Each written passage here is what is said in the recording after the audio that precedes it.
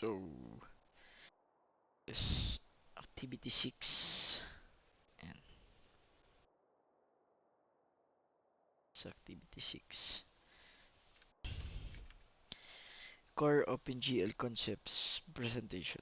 Core OpenGL concepts refer to fundamental principles and elements that form the basis of OpenGL Open Graphics Library API.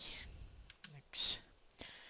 Coordinate system. OpenGL uses a normalized device coordinates NDC system after projecting vertices through a series of transformation. Key components including object coordinates, local coordinates related to an object, world coordinates transformed by a model matrix to a position objects in the world, eye coordinates transformed by a view matrix to position objects relative to camera, flip coordinates normalized by a projection matrix to fit within the viewing volume.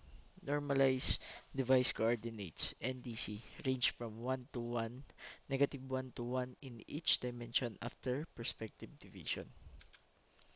Vertices. Vertices are fundamental points in 3D space used to define geometric shapes. They include attributes such as position x, y, z, color, textures, coordinates, normals. Primitive types points, lines, and triangles. Buffers. Vertex data is stored in vertex buffers, objects, VBO for efficient rendering. Next is shaders.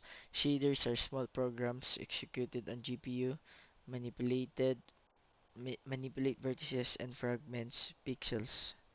Types includes vertex shaders, process each vertex, apply transformations. Fragment shaders determine the color of each pixel within a primitive. Internet shaders program composed of multiple shaders linked together. GLSL, OpenGL shading language used to write shaders. Now, the practical application. Practical application of core OpenGL concepts refer to real-world scenarios where these fundamental principles are applied to create graphic intensive application. Here are some key practical application. Sample, rendering pipeline, series of stage vertex processing, primitive assembly, rasterization, fragment processing. Texture, image applied to surface for realistic effect. Lighting, calculation for shading shadows and reflection. Post-processing effect, blur, bloom, depth of field. Ito yung rendering pipeline. And this is the texture, the lightning, light source, bright shading, dark shading.